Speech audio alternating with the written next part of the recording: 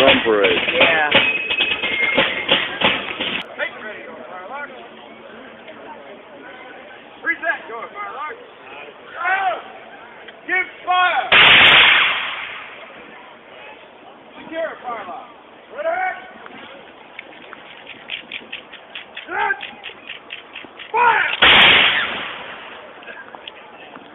Hold it, don't go, Firelock.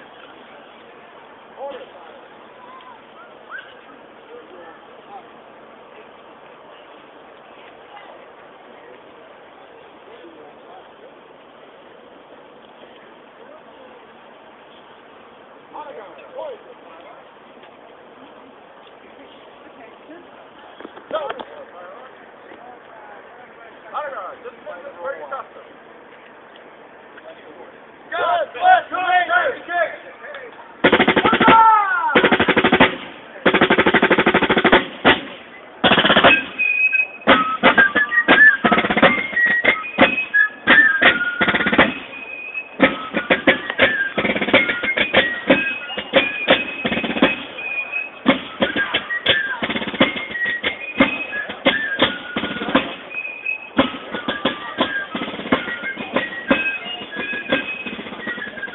Lead yourself from the field of battle. You have been vanquished.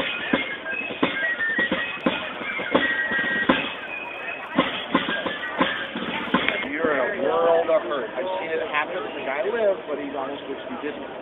So I'm going to go through, I'm going to climb and load. I'm going to make ready, present, and fire. When I turn around to present and fire, that's the time at which I'll shoot. It's going to take almost a minute to load because I'm going to do it slowly so you can see what I'm doing.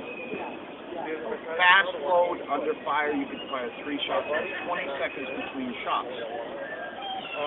There will be a loud, very loud noise, but it's not going to be the sharp kind of noise that will hurt your ears. But a young child might be frightened by it, so make sure they understand. It's going to be a loud noise when I turn around and point that way. Okay. Take care, musket demonstration. Prime and load. 2 cartridges because I like loud noises. This is why you need teeth. I take the hammer stall leather safety off, put powder in the pan. Close the pan, cast it out, powder down the barrel. Again, normally I would not use 2 cartridges. If I was loading from 1 cartridge, the bullet would be inside at the top. So I simply put it in. Now keep in mind, I haven't even fired a shot yet. I'm just getting ready to shoot. And now I've put the rammer back, otherwise this is the only shot I take today. Replace the rammer. Okay. Take ready! Jeff, you sent me in to go forward so you're not getting my time. Oh, I guarantee I won't go there. Back there. Take ready. There we go. Present. Fire.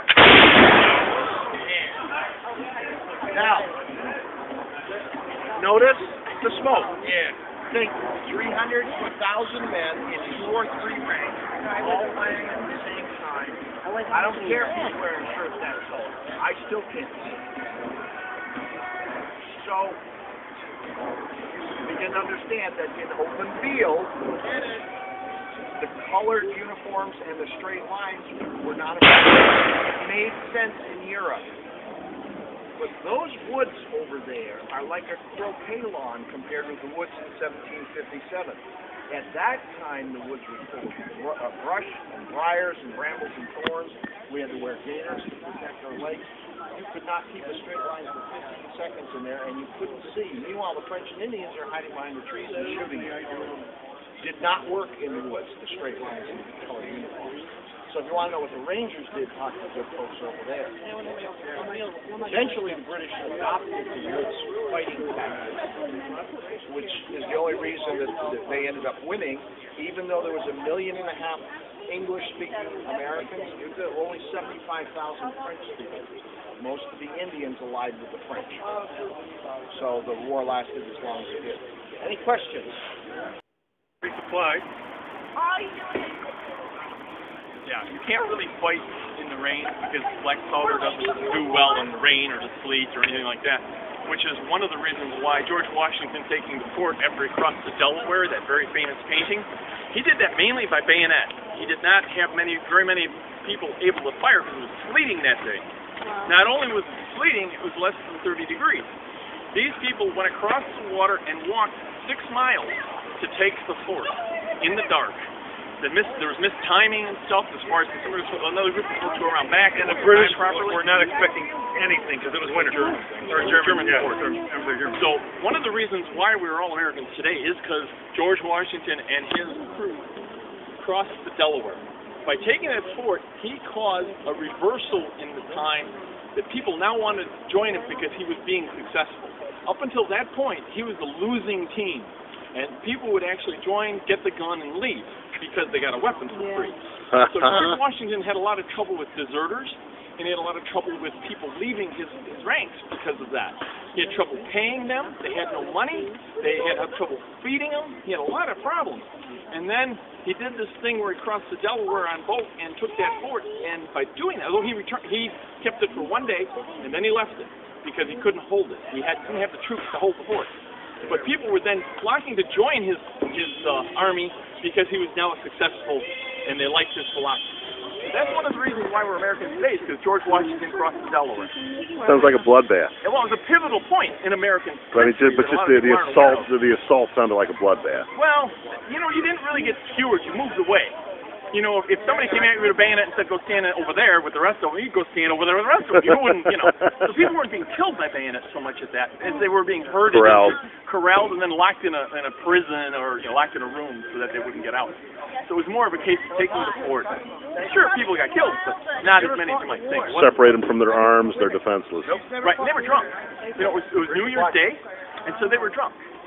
The Germans did not expect in sleep to be attacked by Americans. They didn't think the Americans had the power to liquored up in your underwear, you're not going to fight too much. Exactly. So you're caught out. And so that's really one of the reasons why George Washington was successful when he crossed the Delaware. The circumstances led up to his success. Can she get a picture with you guys? Absolutely. That's why we're here. Anybody wants a picture, that's what we do.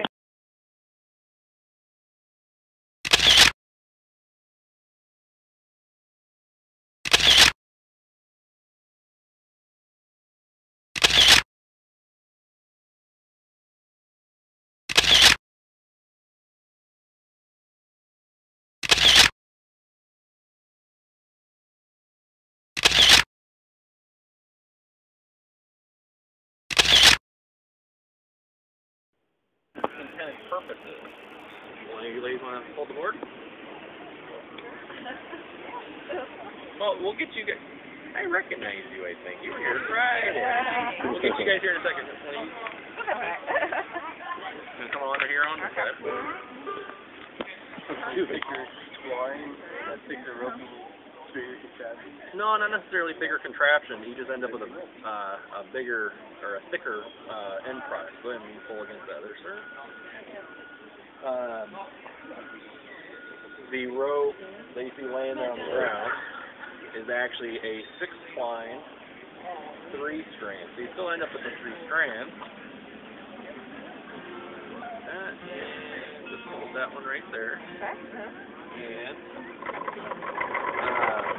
but because it's a thicker twine to start, you only have to put 2 twines per hook. So you end up with 3 strands, but you end up with a thicker overall rope because your twine, your starting twine is thicker. Okay. So you take those 4 twines in this instance, and it gets spun together into 3 strands. Now you can, if you can, turn counterclockwise. And then this, all you need to do is kind of rock that board side to side just a little bit, and then it'll make the rope right behind you. Cool. Okay. So would you be able to make the rope for like the shipyards with just correct? Yep. It would be a little bit more industrial looking, but the exact same concept. Just a little slower with the board. You can keep cranking it. The slower the board goes, and the tighter you keep everything, you get a nice tight twist. And which ends up making a nice, stronger rope. Yeah, the rope walks of the rope makers.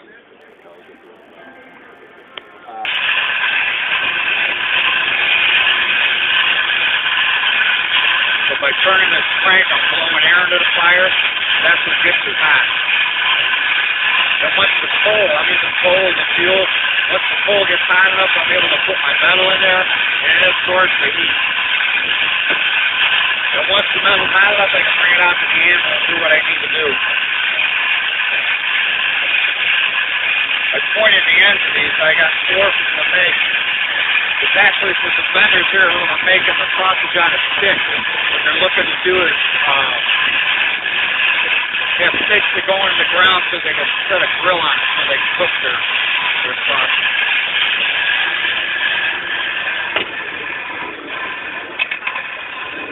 Getting there. I like to have them bright orange.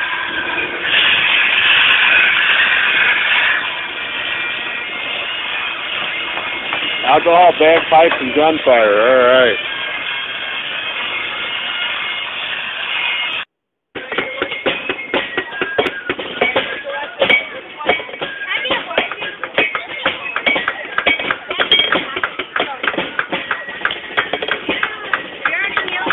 I'm going to sneak around over here if you don't mind.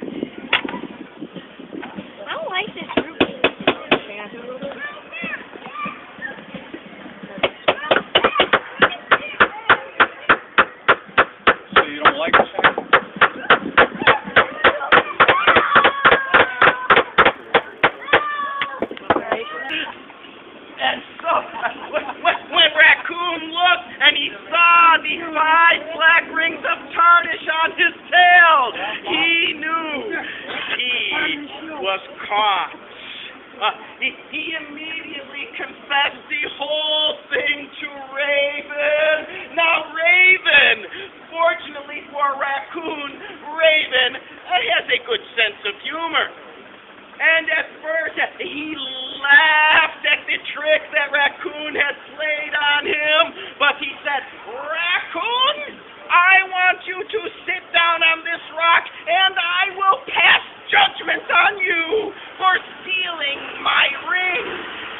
And he thought for a moment, and then finally he said, "Raccoon, in payment for stealing my rings, from now on, you will always wear the black mask that you painted on your face to disguise yourself. From this day forward, your paws will always be stained black from the ashes of the torch that you carried. And forevermore, your tail will show the rings of tarnish from the rings that you stole from me."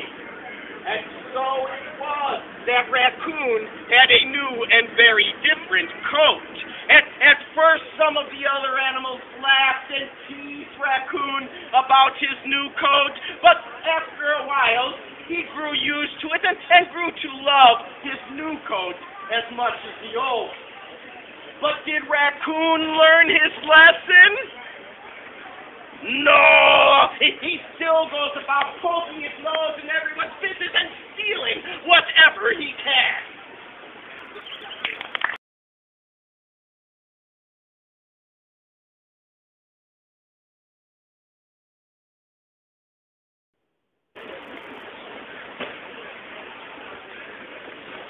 And everything over there all started out the same way.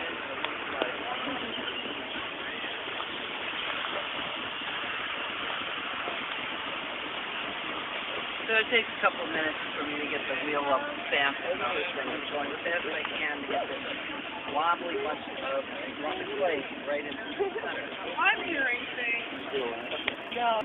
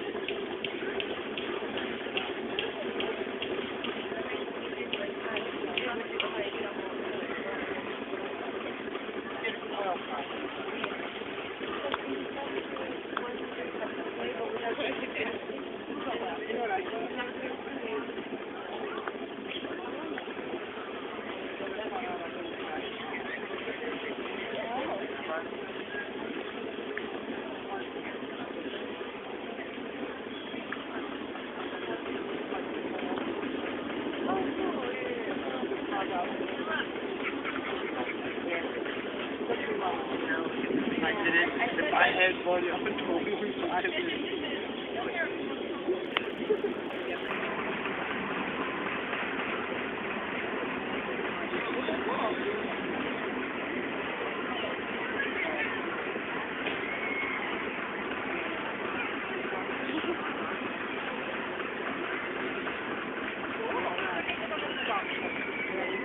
Isn't it? Michael, wait a minute. You're in it's building something over there. Look at this.